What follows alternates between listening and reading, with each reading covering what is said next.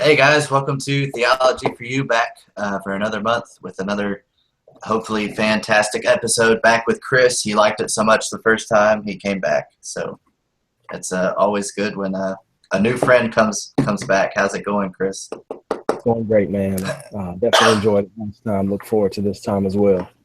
We're elated to have you, and thanks for the really good book reviews you've been doing over this past month. They've been really good. So we'll talk about a few things on this episode, this edition of Theology for You. I would like Chris to talk about actually a book he just reviewed. I think we put it up on Friday on the site, and then we actually both attended with our wives a parenting conference because kids and whatnot. So we went to that together. So we're going to talk a little bit about what we learned at that, why we go to conferences. I'm kind of a conference junkie, I have to admit. So they're a bit addictive. And then both of us, and Victoria's going to write one of these pretty soon, have put up on the blog over the past couple weeks some favorite resources that we use. So we're going to talk about that, and I feel like we have a pretty diverse mix of things. So it'll be I think it'll be a fun conversation. If you think it's fun, it's our podcast. I guess we can do what we want with it.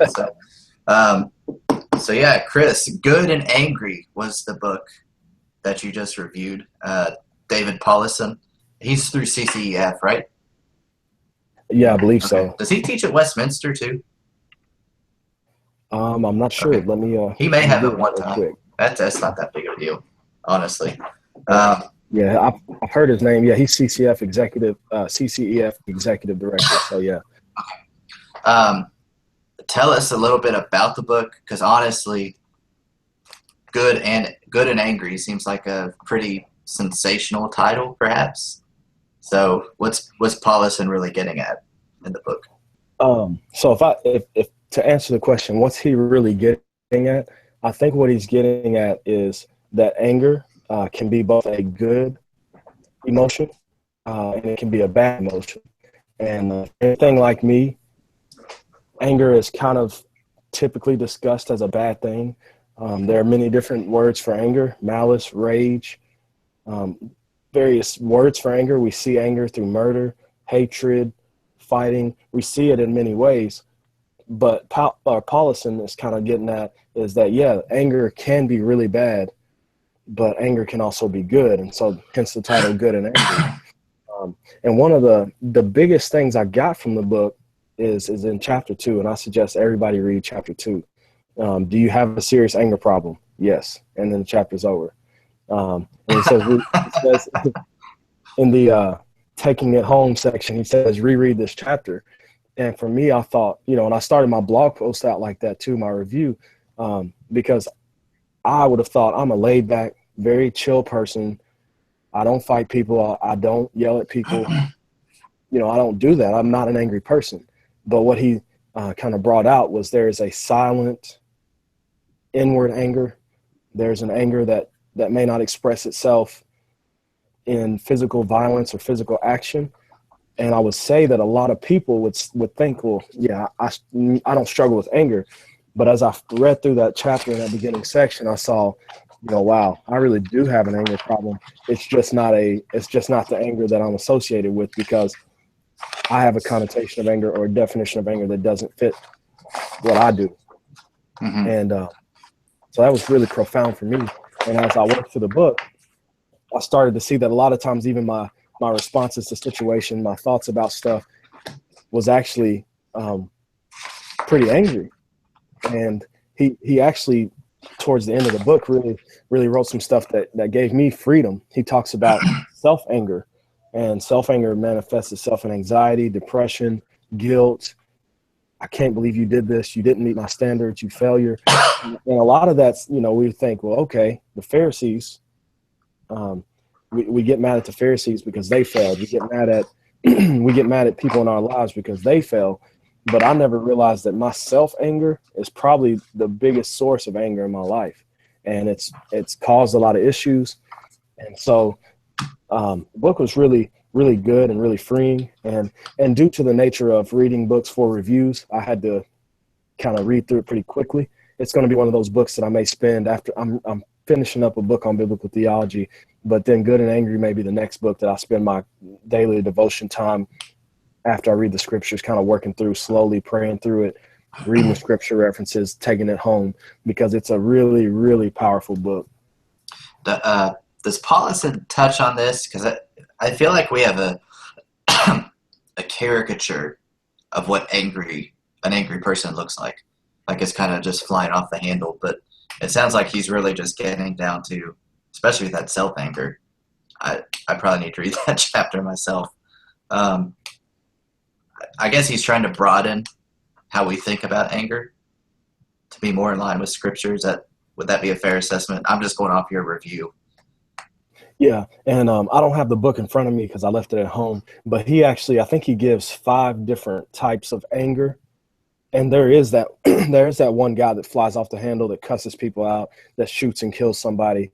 But there's also, he gives an example. There's this kid who is silently angry, like a kid who's so mad inwardly that, one day he could just go off and kill somebody.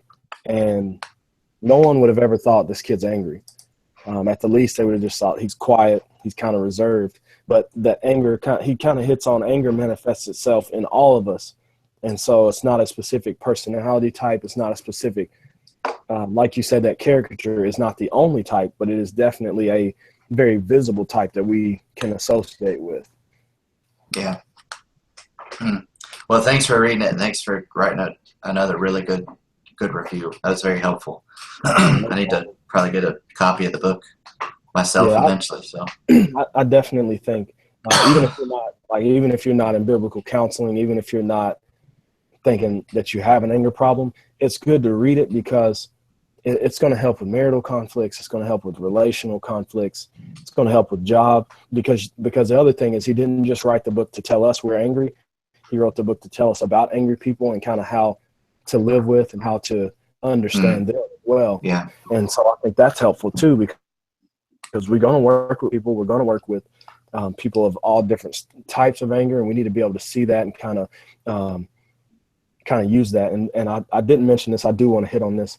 But the good part of anger, he talks about we can turn anger into mercy. We can turn anger into grace. We can turn anger into positive conflict and positive, situations. And so he gives some really good examples of how people were angry at injustice, but instead of fighting back with violence, they fought back with mercy and goodness. And he kind of roots that all in God's good anger, that God's angry with sin, but then he reroutes that with his mercy. And I thought, man, that's huge because I can take the things that make me mad, pray them out to God, and then have him reorient that anger towards something good.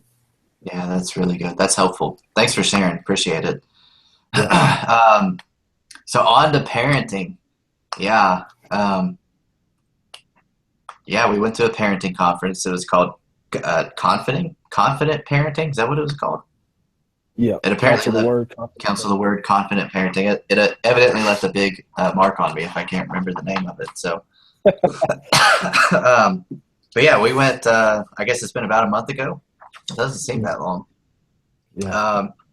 Just thought we'd talk about some big takeaways from it. I know myself and Victoria, it really helped us with a lot of things that we had been thinking through. So, and we're kind of in the same stage, you and me, and your wife, and me and Victoria, with a 2-year-old and a under 1-year-old, because we're cool like that.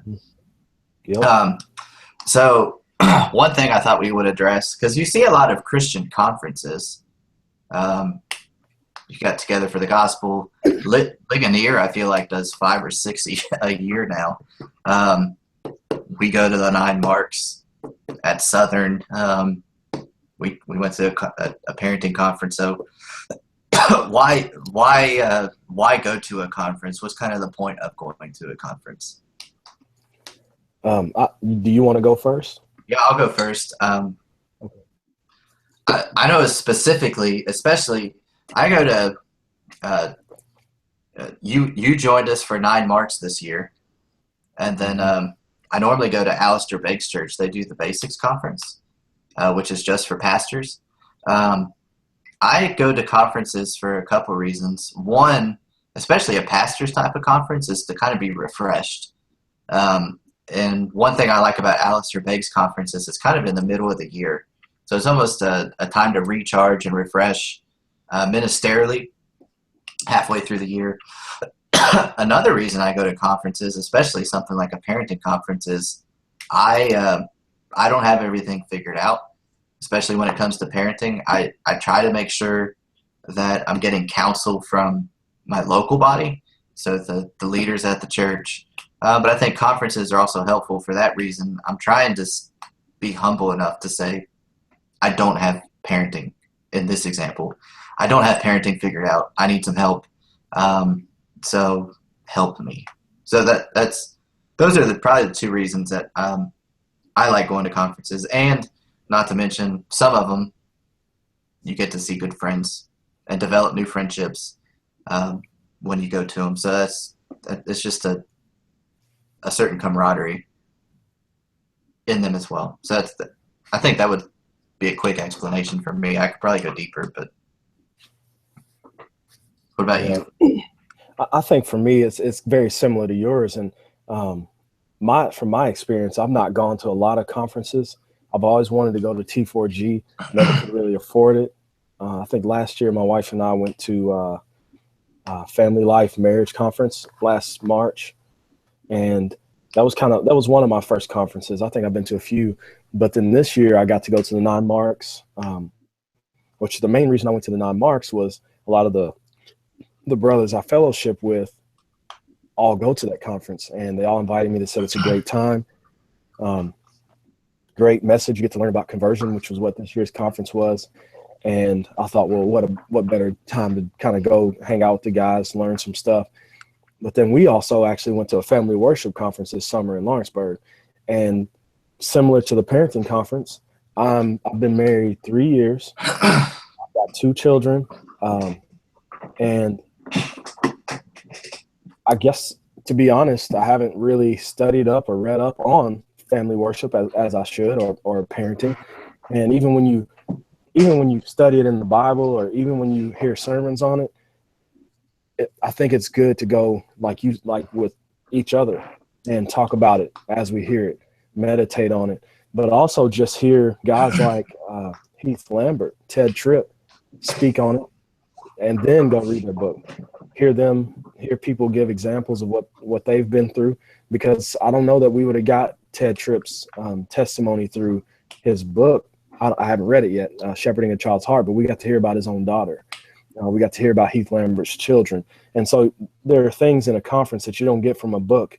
And I'm like you, I don't have it all together with parenting. After that conference, I learned a ton that I don't have together.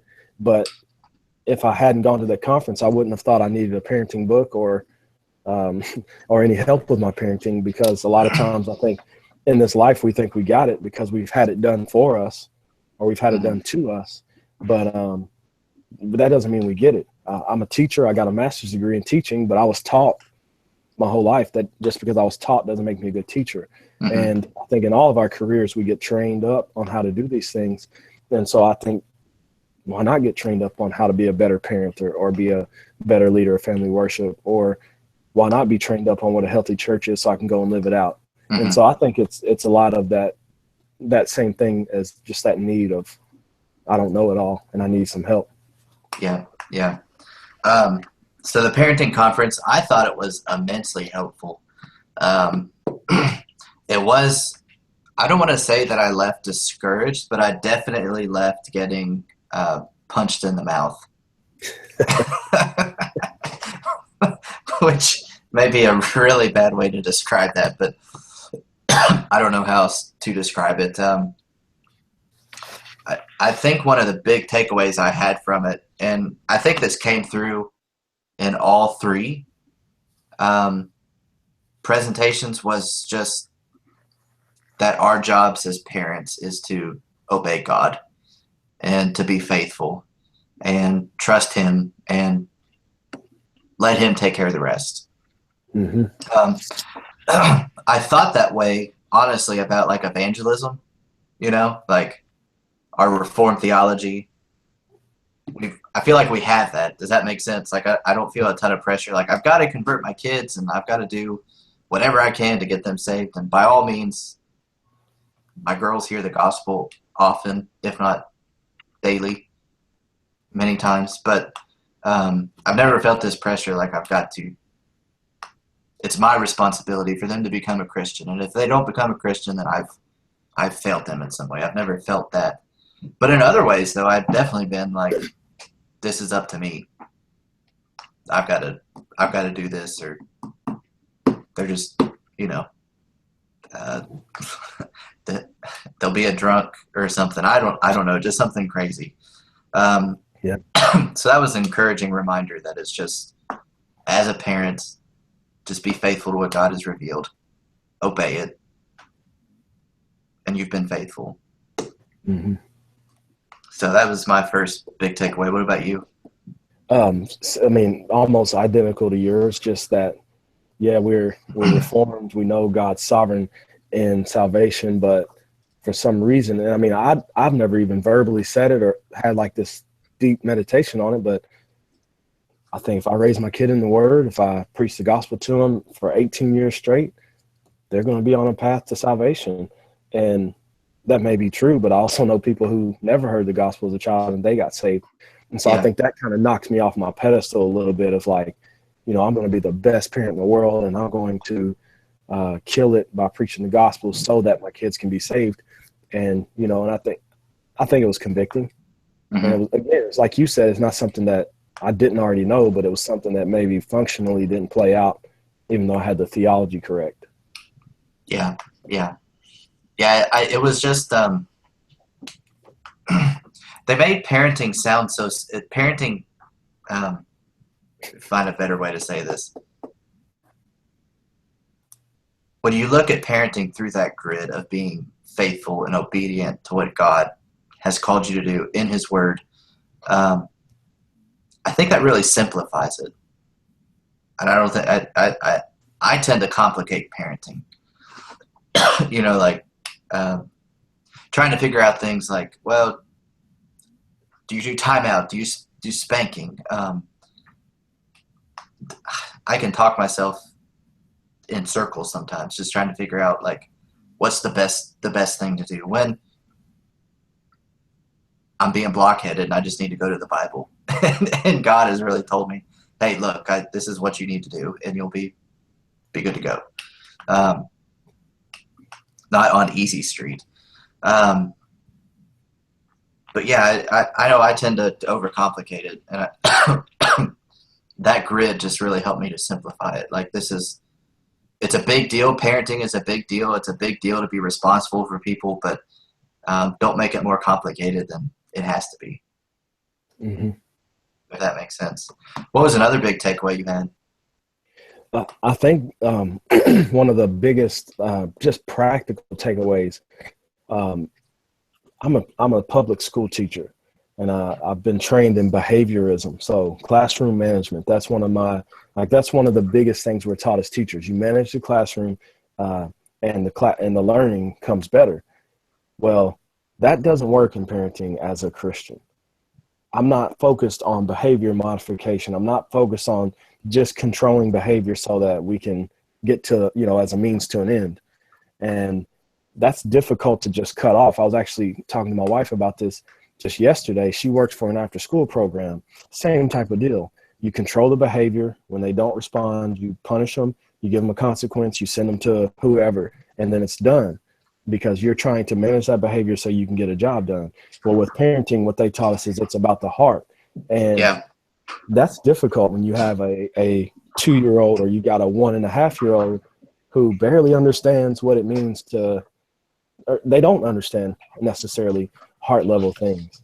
But at that point, at the stage we're in with our children, especially our 2-year-olds, before I discipline her, I need to be explaining it, not for necessarily because at 2 years old, she's going to understand I'm a sinner, I need grace, but so that the terminology is familiar, and so that as parents, we're building that grace and that gospel into our parenting. And one thing I got convicted about is, here's the gospel. I'm preaching it. I'm teaching it to you. Jesus died on the cross, rose again. Here's behaviorism. When you mess up, you're in trouble every single time, no matter what you do. And I've got to try to still, even after hearing this, find a way to mesh like grace and justice. And, you did wrong, you need consequences, but at the same time, I want to show you grace. And so I definitely learned that behaviorism is not the way to go, but it is my natural leaning because of outside influences. How do you think, just because not everybody that watches or listens to this was probably at the conference, although hopefully they were, how practically, what does that look like, what you're talking about? Not so much going after the behavior, which is hard, especially with the 2-year-old, because you just sometimes 2-year-olds are just embarrassing, and you just want them to stop what they're doing because it's embarrassing. But that's wrong. Going after the behavior. Do you have any practical tips, or maybe how you do this, how you would like to do it in your own family? I'll just give you some. Yeah, I'll give you an example that happened recently. So our daughter likes to waste food. She likes to throw food off the table. We have a dog, and she just has fun making a mess. Well, usually it's like, Naomi, if you don't stop throwing the food off the table, you're going to be in trouble. You're going to get time out or whatever, or a spanking. And yeah, that's behaviorism. But what I've learned and what I actually have tried to do, I don't do it exactly perfectly, but Naomi, your mom has asked you not to throw food off the table. If you throw food off the table, you're wasting what God has given you. And by throwing food off the table, you're basically telling God and basically telling us as parents that what we're providing for you is useless. And in the Bible, when we do that, or when we see people doing that to God, it angers him and it breaks his heart. It's sin, and it's something that you've got to repent of because it deserves God's wrath. But instead, you can be forgiven. And instead, you can honor your parents, which will then honor God. And so instead of doing this behavior, why don't you just honor us and eat your food and not throw it on the ground?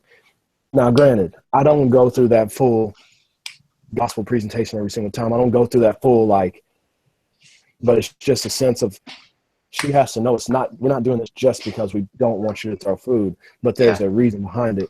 And there are many more examples that have come up, but we were just at dinner right before this and she was throwing food on the floor. And, I didn't go to the elaborate speech, but it's just that idea of she needs to know that it's not just mom and dad being mean. It's not just so I won't throw food, but there's a reason. Yeah.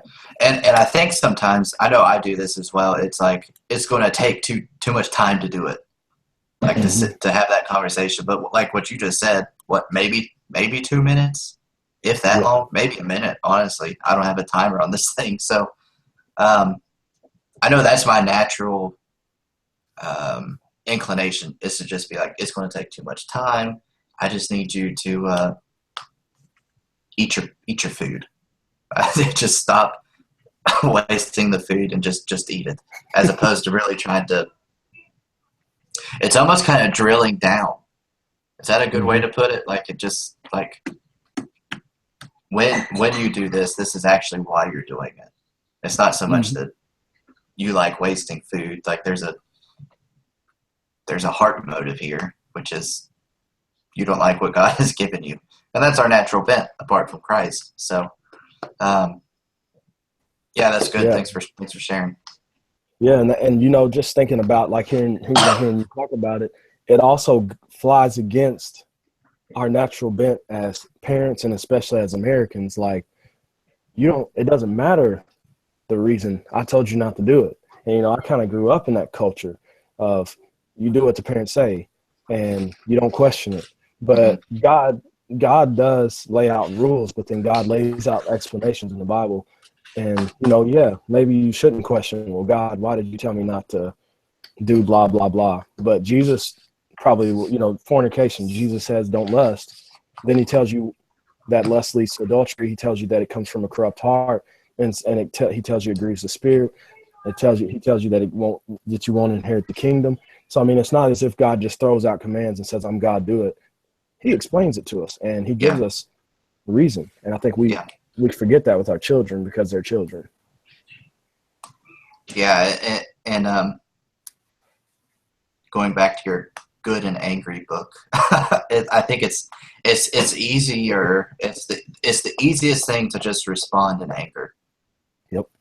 or really react in anger if you're going to go down the biblical counseling terminology. But it's just easier to be angry and to try to force them to do it through your own anger. Uh, Change your tone of voice to a tone they've never heard before, and hope they just get freaked out and they'll stop throwing the food on the floor so the dog can get it. I think Yeah. it's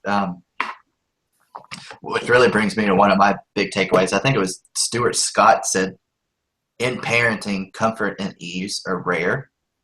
I think were his exact words. I don't have his notes with me right now, but when he said that, I was like, man, he just talked about me. Like he's never seen me parent, but he just summed up my parenting style in one sentence.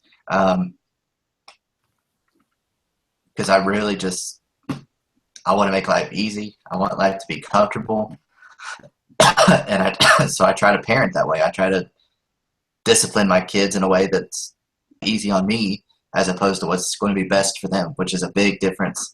So that was a good punch to the gut, man. I've thought about that a lot since we've left the conference. Because it's one of those moments, and like when he started talking about it, and kind of the life that Jesus calls us to, like Luke 9:23, take up your cross and follow me, die to yourself daily. John 15, Jesus says, if the world hates you, it'll hate me. Peter talks a lot about sharing in the sufferings of Christ. Our life as Christians isn't necessarily meant to be easy. It's not always going to be easy. So why would parenting be anything else? I sometimes talk a big game, like, yeah, life's not easy, but I'm really trying to orchestrate life to be as easy as it possibly can be. I'm more worried about my convenience and comfort and whatever other word you want to throw onto it than I am either disciplining my kids in a way that's going to help them, or just being obedient, which is that's why that statement it just really hit me, because I saw it in more areas than just parenting. Yep. But parenting was the big application. So I'm still honestly still thinking through that a little bit, but yeah, that was tough. That was tough. What about anything else that you? Yeah, I think the other big thing, which I just want to hit on that good and angry thing that you just mentioned real quick, but good and angry during the same month as the parenting conference has changed also the way I respond to my child, because my children, I don't want to respond in anger, especially if it's just to spare embarrassment, because we're around someone and my daughter did something embarrassing, or like you said, my daughter's making me uncomfortable right now. And so, yeah, I think good and angry helped with that, because he kind of talks about different parenting stuff in there a little bit. So, yeah. But my other takeaway, my biggest scriptural thing was Proverbs 22:6.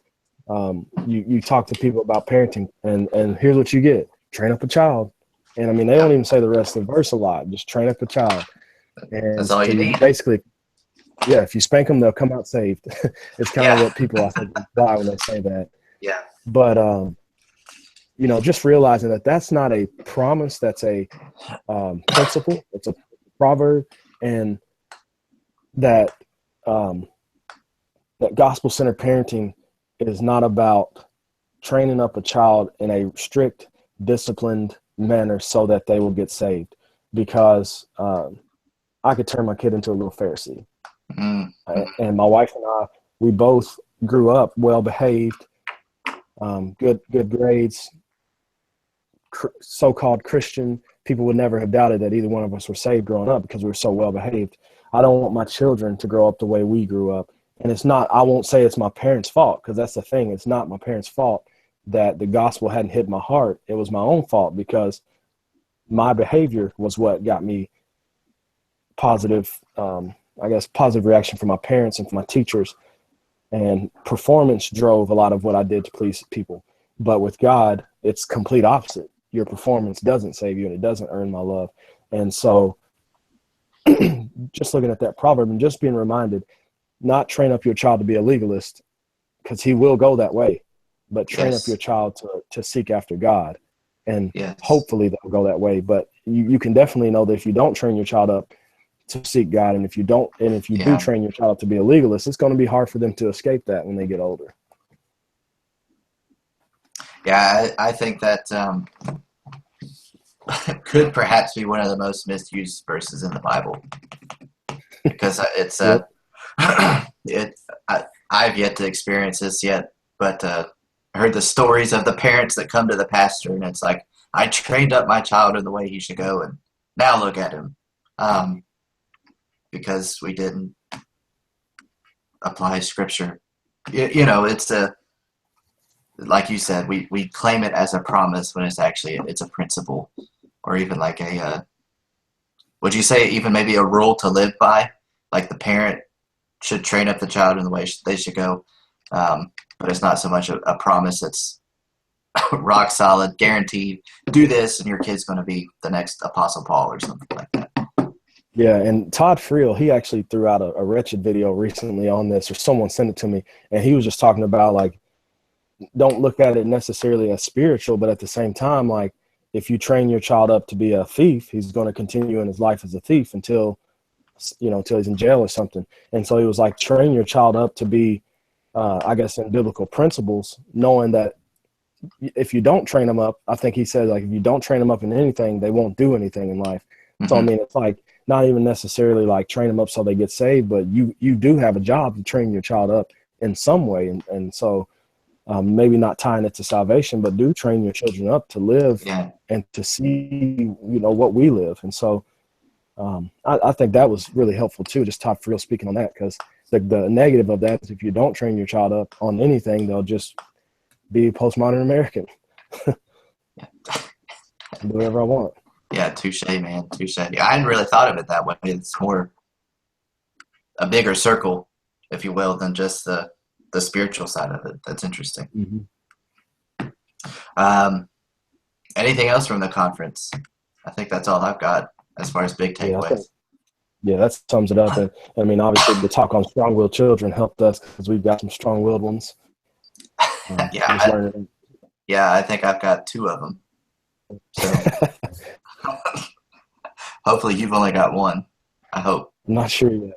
But, it was just good reminder that we're not the only people with strong-willed children, because that makes parenting slightly more difficult because we've got wills that clash with us as adults. Yes. Yeah, so it was a very helpful conference. Hopefully they'll do another one sometime, and we'll have to go to it together. So, awesome, man. Well, shall we talk about resources? What do you think? Let's do it. All right. I'm going to attempt to share my screen. So let me know when you can see it, if you don't mind. I'll share mine. Okay. Right. Yeah, I see it. Okay. I'll just share mine. You don't have to worry about sharing yours. Okay. I've got both our posts pulled up. So yeah, we'll start with yours. I really liked yours. So for those of you who haven't seen these posts yet, you can go to our Facebook page, facebook.com/theology4you. And we've shared them there, or just go to theology4you.com, and we've got those. So we put together some of our favorite resources. They're different topics that we both chose, which I was glad we didn't look exactly the same. So, Chris, favorite book on preaching, Christ-centered preaching. Tell me a little bit about why you chose that book. That's a very good one. I've heard. I've never actually read it myself. I think so. So I started preaching. My first sermon was actually through a friend, Jonathan Bennett, a mutual friend of ours, and I had no idea what I was doing. As far as I'd never preached before, never been to seminary, but that first sermon was rough, but people were very encouraging. And so last winter during some snow days, I decided, like, I'm going to figure out some kind of course or something on preaching. And so Brian Chappell's course was free online. I started listening to it and hearing him lecture on how to develop sermons and stuff like that. And so after hearing that class and listening to hours of his lectures, I was like, I gotta buy this book so that I can slow down and soak it up. And so a lot of the way I preach, with my main points and my sub points and illustrations and stuff, at least at this point, are influenced by Bryan Chapell. And I've not yet met a person who's read the book that wouldn't recommend it. So, I mean, it's been excellent. It's been a great tool for my spiritual life as a preacher. Yeah, he's got another book too called Christ-Centered Worship. Very helpful if you ever need a book on worship. Awesome. Favorite Puritan author? Jonathan Bennett would be proud of this category right here. Oh yes. Yeah, so John Owen. Yeah, tell us about your friend Owen here. You can thank Jonathan Bennett, actually, because Jonathan Bennett introduced me to John Owen through Communion with God whenever I was first preaching. He would meet up with me once a week, and his biggest thing was communion with God is going to be the most important aspect of your preaching. And so we started working through communion, and then I met with some pastors and worked through mortification of sin. I absolutely loved it. I was tremendously blessed by it, even though I saw the phrase superfluity of naughtiness, which I had no idea what it meant. But you know, we worked through that and some random Latin in this group that we were in. John Owen became a favorite of mine, but I tend to read the Puritan paperback versions when possible, just so I can not spend a year in one book. But Spiritual Mindedness was one of the foundational books for me as I actually became a reader. End of last year, I started really reading a lot of books, and Spiritual Mindedness was one of those books that's like, hey, you need to work on your mind. You need to focus on what you're thinking about. Don't just be mindlessly living life. And then I've been working through Glory of Christ slowly, but Owen's just rich. He's very biblical saturated, and he's deep. He's not going to leave any subject barely touched. He's going to overdo it, which is great for people like me who are nerds, and I question everything. Yeah. So it's been super helpful. I really like John Owen, and it's just the nature of how he writes. Awesome. So favorite living theologian? Did you say that? Joel Beeke? Is that how you say it? Yeah. Joel All right. And so I'll go ahead. It's your show, man. Go for it. I was going to say, Joel Beeke, man, it's interesting because the first encounter I had with Joel Beeke was him hating on Shylin during a panel. Like, Christian rappers are disobedient cowards. And I thought, man, what a jerk. And then Tim Challies posted his public apology, and I thought that is a good man right there to apologize for a silly mistake that he did at a panel discussion. And then later on, as I'm reading about the Puritans, I come across Joel Beeke. I was listening to a sermon he wrote on Puritan meditation, and that was really powerful as I was reading that John Owen book. But you know, as a guy who studies and writes about the Puritans, I really like Joel Beeke. He has a really good book on parenting. It's called Parenting by God's Promises. It's really good. Of course, being Reformed Baptist, there's some things that we'll take a little bit of exception to with his covenant theology. But yeah, it's a really good book. Fantastic. It'll be especially helpful once we have teenagers. He has a lot of good stuff about raising teenagers in there. That's great. Favorite blog, our man Tim Challies, Challies.com. Yeah. So what do you like about Challies? Challies is the top dog of Christian book reviews. I go to him anytime I'm about to read a book I've never heard about, because he might have read it and written a review about it. He's very trustworthy. But also, I read his blog daily. A la carte has tons of really good blog posts in it, and he's the king of Amazon Kindle deals. Yes, he is. I have spent $2 or $3 on tons of Kindle books because of Challies. And my wife, if she were to really look at the bank statement, she would probably yell at me, because every now and then I'll see a book and I'm like, I got to get this, and I'll just snag it on Amazon. But no, Challies is he's a good blogger. I really enjoy him. Yeah, I really like Challies too. The a la carte kills me though. Biblical, just the the Kindle deal, so I'm like you. It's click to buy is dangerous Yeah. on Amazon. Yes, sir. All right, biblical theology. I've not actually read this one, so I'm interested to hear a little bit about it from you, from Eden to New Jerusalem.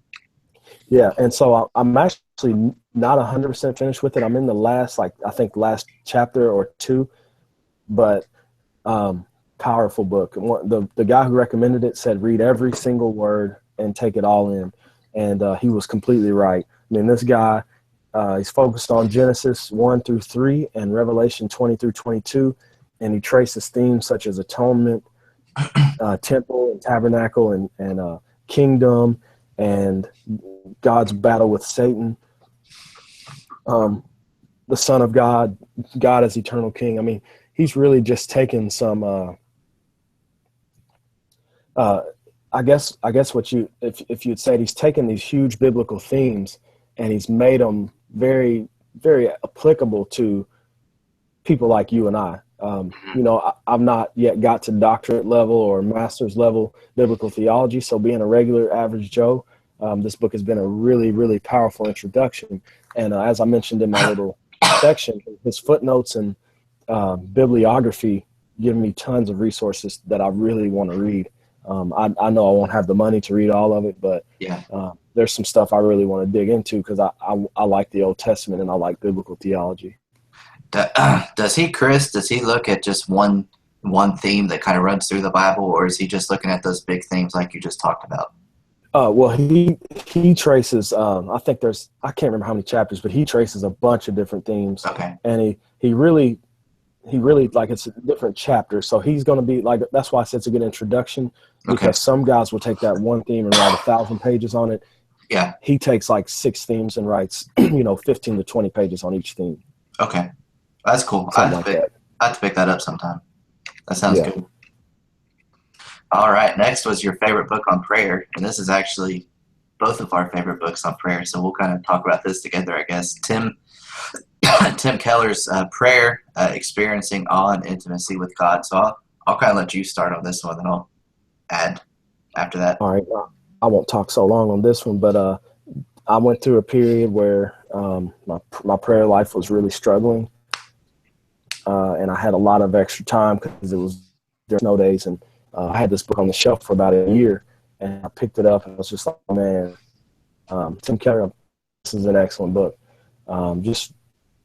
Just from, I guess, that the aspects of how he works through the scriptures, but then he works through like Calvin, Augustine, and Martin Luther, and he kind of shows you their methods of prayer, and then he kind of walks through his method of prayer, and he makes it extremely like theological, but also extremely practical with a little bit of church history in there. So I really enjoyed those aspects of the book.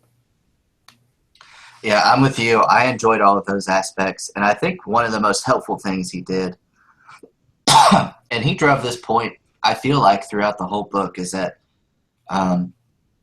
prayer has to be so connected to our Bible reading. Mm-hmm. And in fact, if I remember correctly, he probably, like, in the time that he sits down to read his Bible, had like 4 or 5 different times of prayer worked into it. Yeah. So like before he started, as he was reading, praying, connected with his meditation. So just to add to what you said, I think that's all I'll really add is just the amount of prayer that honestly is needed as we read the Bible. If we're going to take Jesus seriously, that he says, apart from me, you can do nothing, then as we study his word, we need to pray, pray, pray, pray, pray. And I'm talking to myself there for sure. Yeah. But yeah, I thought it was a very helpful book. I've read some other books on prayer too that I just felt like they were lacking. And I think the reason they were lacking is their theology of prayer was just wasn't as full as what Keller presents in this book. So It's a very helpful book. I know I will read it multiple times. Yeah, so awesome. So favorite book on biblical meditation. You are our resident meditation expert, so here you go. No, so I've been working on two rap albums. One's called The Sentiment, and it came out a couple years back. But then I'm also working on one called Mano, which is the Greek for abide. And one of the big aspects that I'm working through, because I've battled depression and anxiety, and I even battled ADHD as an adult. But how do I use my mind for the glory of God? And so reading John Owen's Spiritual Mindedness led me to search out some more books on meditation and just how to use my mind better. Also John Piper's book, Think. I kind of read those all together. And then that led me to this book, which is also on meditation. And I mean, honestly, it's not one of those like theological favorites. It's more of like my real life. But this book kind of lays out biblical meditation, not this weird mystic stuff. You know, I don't really fool with mysticism. I think it's kind of dangerous. You know, people are like, you know, read Henri Nouwen, some of those guys, Thomas Merton. I'm not a huge fan of reading Catholic mystics because I have Puritans who had experiential faith but also were theologically sound. So this book is one of those, like, here's how to meditate. Here's what Puritans meditated on. Here's some barriers to meditation. Here's some dangers of bad meditation. I mean, it's just a really very good book. And this guy did a doctorate level study in it. And what I like about it, people on Amazon would give it a 1-star rating because they said, I wanted more of the author. This guy gives you basically a ton of Puritan quotes on meditation. So it's not necessarily his opinion. It's literally, here's what the Puritans taught on meditation, and then take it from there. Cool. Yeah, I know my pastors read that book. Yeah, I really enjoyed it. Favorite publisher, Banner of Truth. This is a obscure one to some, probably. Yeah. Banner of Truth, they post a ton of Puritan books, and they post a ton of old writings. I'm a huge fan of the Puritans. And this is, you know, interesting. I just want to throw this in there. As a black person, I know the Puritans held slaves, some of them, not all of them. I know that some people can get really upset about that and kind of discredit these guys. But what I love about the Puritans is you can open any Puritan book just about, and I mean, using the word Puritan in a general word, you know, because there's some debate about that, but you can open up a John Owen, a Richard Sill, a Richard Baxter sometimes, but some of these guys, and you are going to get scripture after scripture after scripture, and you're going to get biblical teaching. You're going to get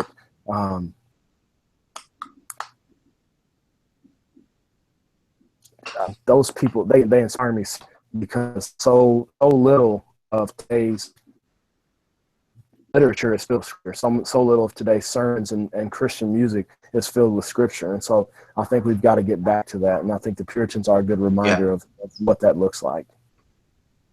Yeah, they have a lot of stuff. And I think, was that started by Martin Lloyd-Jones? I don't know if he started it, but I know he was associated with it. I've not done a whole lot of research on the background, but I know he's a huge aspect of I think getting it up and running in the 70s, maybe 60s, 70s or 80s, maybe. Mm-hmm. Yeah. And yeah, they're a great publisher, and most of their books look really good on your shelf. So FYI, yeah, nice looking books. Favorite preacher, John Piper. Yeah. I don't know if you really have to say any more other than that. Exactly, man. People like to give John Piper some flack, you know, with the Rick Warren stuff, which I don't know a whole lot about why he had Rick Warren fooling with him. But John Piper, regardless of some of those outside issues, Piper can preach the Word of God. He's an expositor. He is faithful to the text. He wrestles with difficult issues, and I don't agree with him on everything, but I can tell you that the man can preach the Word, and he's got his own unique style. We know people try to imitate him and they fail, but Piper's a beast, and he's got good sermons. Yeah, I agree with you on that one. So we'll move on to Shai Linne, favorite Christian hip-hop artist. I'll say very brief words about him. He is a beast on the mic. He has some of the best flows, some of the best instrumentals. His entire discography is incredible.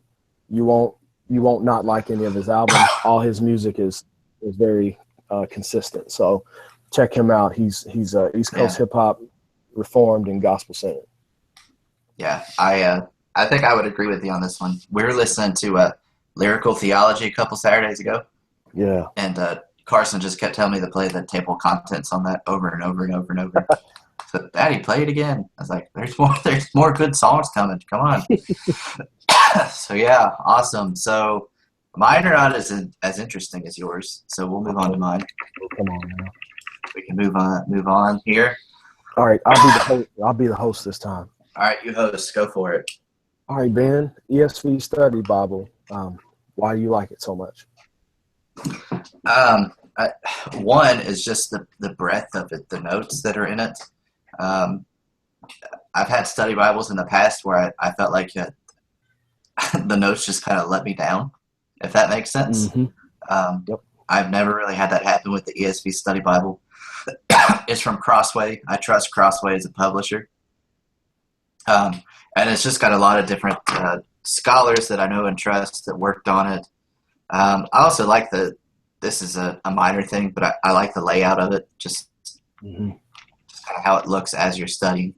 The notes in the back are very helpful. They've got different articles. So and it's the one that I've used the most consistently. So it's probably my favorite because it's the most familiar, honestly, at the end of the day. But didn't you have it with you at the parenting conference? I did, yes. Yeah, I saw that. So yeah. Yeah, it's a beast. I mean, you don't want to carry it too often. And the only reason I had it there is because we were staying overnight, and I'm doing my morning Bible reading out of it right now. So otherwise, I wouldn't have been carrying around like a 5-pound Bible. Yeah, it's pretty big. And I'll say this: ChristianBook.com has ESV Study Bibles on sale, and I think I saw Genuine Letter ESV Study Bible for $50. So that's a steal. Yeah, you need to go get that, people. Yeah, go get that. I've got one, so I can't justify buying another one. Yeah, me either. I'm with you. I did find a steal at Half Price Books yesterday, though. The MacArthur Study Bible. Oh, that's a good one. The New American Standard Bible version. That's the one I have. Yeah, it was $2, like the hardback. Oh my goodness. Yeah, so I bought it if for no other reason than to give it away. I was like, it's $2. It's too good to not do it. So it's a great resource. That's one of the study Bibles I used over time. Yeah, you gotta love John MacArthur, but we'll get to John MacArthur in a few minutes, I'm sure. Yeah. So your favorite is on Reddit, so you can rebuke me and tell me to read it. I'm not going to rebuke you. I actually read it. So here's where Jonathan Bennett comes in again. He gave me he had an extra copy, so he gave me his extra copy. I had always heard of it. My dad, who is my pastor, I had read it many years ago, and I heard him talk a lot about it. Excuse me, I'm sorry, but really the big reason for choosing this one is I think it had the biggest impact on me and solidifying my conviction that expository preaching is the biblical mode of preaching. Topical is good and needed every now and then, but even topical can be expositional at the same time. Mm-hmm. And Lloyd Jones is really, if you read his preaching, read his sermons, he's a theologian and a top-notch theologian. Very good at finding the theology of the text and just running with it and opening up the scriptures that way. So that's why I picked that one on preaching. It helped me a lot. That's great. And I've listened to some Martin Lloyd Jones. It's kind of hard to listen to just because of the audio quality and the accent, but even some of the stuff I listened to was incredible. Yeah, it's fantastic. He's got a sermon on Ephesians. I think it's Ephesians 2:4. It's just called "But God," and he preaches on the two words "But God" for about an hour, and it's really good, really good. That's great. So next up, we got the old Grudem systematic, the Baptist. Every Baptist that I know that's in Reformed theology has Grudem on the shelf. So explain that one. Well, I put in the notes here that Grudem was the systematic that Boyce College used when I was attending there and getting my degree. I think they still use it. This is also the systematic theology that I remember my dad using growing up. So I really like Grudem because I feel like he's fair to views that he doesn't agree with, and he tries to present them in ways that he tries to present their views how they would actually present it and not how he thinks it should be presented. But even in the areas that I disagree with him, I admire that he's always arguing his points from Scripture. It always comes back to the Bible. It is lacking in some areas. It's not that historical. I don't know how confessional Grudem is. So there's some things. It's not perfect, but it's honestly, if I've got to study a topic, I more often than not go to him first. Yeah, and he's kind of easy. He's easy to navigate because I've got a few other systematics and they're good, but Grudem, you can find the subject and go straight there, and it's going to be pretty much easy to find on the page. Yeah, and he's a theologian who's a gifted writer as well. So not only is it easy to navigate, he's easy to read, which helps a lot. Yeah, definitely. So moving on to favorite biblical theology. I must admit that I almost bought this one, and I got to the Book Nook in Louisville, and I sold a whole bunch of books, and I only got back $13, so I couldn't. I ended up going with the Alexander book, but I definitely want this one in the future. So explain this one. This is a good one. This is from Dr. Jim Hamilton. He's a professor at the Southern Baptist Theological Seminary. He's also a pastor in Louisville, I believe at Kenwood Baptist Church. He is looking, whereas the book you talked about takes many different themes and kind of looks at the Bible, he's looking at the Bible's storyline through the lens of God's glory and salvation through judgment, which is the title of the book. One of the reasons I think I really like this one is just out of all the one, I've only read a handful. I've not read a lot of biblical theology, but this was the most God-centered out of all that I've read. And this is a bit simplistic on theology, but normally the more God-centered it is, that's the view that I normally go with. Yeah.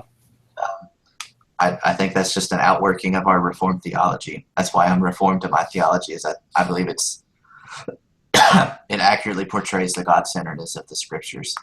But he's really looking at themes like God's glory and salvation through judgment. So when you look at Noah's Ark, the waters of judgment are actually what ends up saving Noah and his family, because God put them in the ark, and the water lifts up the ark. And so he's really looking at that throughout. And what he does is he takes each book of the Bible and he's looking at how does Genesis talk about God's glory and salvation through judgment. So it's just very helpful. And he's also that one's probably going to be on my Christmas list. And good for you, man. Put that on the wish list. But he's also another one that, although he's a scholar, he's not hard to read. So that's helpful as well. He's an excellent preacher. My pastor listens to him as he's working through the Gospel of John, and man, my pastor's really been blessed by him. Yeah, his Song of Solomon sermon series is really good as well. Jonathan Bennett talks very highly about it. Maybe we need to do an episode just about Jonathan Bennett, because we've mentioned him 3 times now. So, or 4. We should do that. Or just get him on here and let him. Just let him talk. Yeah, we'll listen. That'd be great. Yeah. So next up, favorite preacher, the Prince of Preachers. Prince of Preachers. And I was not gonna steal this one from you, but yes, he's a good preacher. I want to hear why he's your favorite. So Charles Spurgeon is honestly my go-to. My favorite preacher is my pastor, honestly, but just because he's had the most impact up close, and I see him living out he's practicing what he's preaching. But back to Spurgeon. I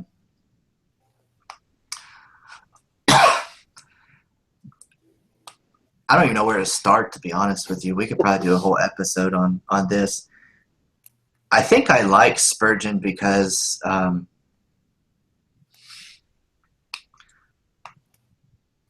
he's a different type of expositor. I don't know how much you've read of Spurgeon. I would say he is an expositor, but he's not like an expositor like a John MacArthur who starts at the beginning of the Gospel of John and preaches through the whole book. Yeah. To my knowledge, Spurgeon never did a sermon series like that. He never ever really preached through a whole book in that fashion. But he's faithful to the text. He was faithful to God throughout, honestly, a very difficult life. He had a lot of success in his ministry, but also had a lot of heartache. His wife was very sick, so he had to bear a lot of the she did a lot. She just wasn't able to get out often, so there's a lot of stuff he dealt with at home, a lot of ministry things. And just reading Spurgeon, I don't know. I hope we get to hear preaching in heaven, because I hope Spurgeon gets to preach. But just the way his language, he's so simple in what he says, but it's so profound at the same time. And he's one of the few people that I've ever read a sermon that you can see his heart through what you read. And I think that's, above all, that's probably what's given me the admiration I do for Spurgeon. And you can just tell that the man, he loved Jesus, and it comes through in every sermon. And I've been exposed to him a lot. I read him typically every Saturday, just to get ready for to worship myself on Sunday. That's great, man. I feel like I stumbled a lot on that, because there's a lot I could say, but we'll leave it at that. Yeah, Spurgeon is, he's hard to just talk about one or two things about him, because he is just a great preacher and expositor and author and everything else. I mean, God really was with him and gave him the abilities he had. Yeah, it was amazing. Yeah, so favorite book on salvation. I've got to my shame, admit that I haven't read a book specifically on salvation, so maybe this will be my first one.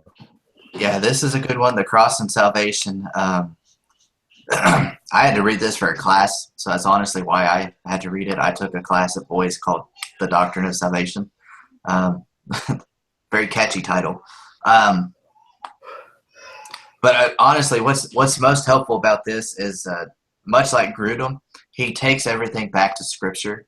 And why this is just a good resource is for each doctrinal subset of the doctrine of salvation, so justification, sanctification, union with Christ. It's very helpful because he gives differing views on it. So the Reformed view, the Arminian view, liberation theology, liberal theology, what they may have to say about things on a certain subject. So I think it's just helpful because it's comprehensive. So that's one of the reasons I chose it. Another one, I have not read this yet, but I've heard a lot of good about it, is Anthony, I think you say Hoekema or Hakema. I've heard it both ways. Saved by Grace is supposed to be phenomenal. I picked that up when we went to 9 Marks, but I haven't been able to read it yet. So I got to step my game up on the salvation book. So yeah, you have to let me know which one I should read. Yeah, this is a good one to start with, and it's on Kindle. And it looks good on Kindle. I read the Kindle version. Okay. So it was nicely laid out. So we don't have to cover the notebook and the pen. Those were just fun. People can go read those. Yes, but I will say you have awesome pens. Like when I went to 9 Marks, I had only known one other person that used those awesome, pour the ink into the pen and use it.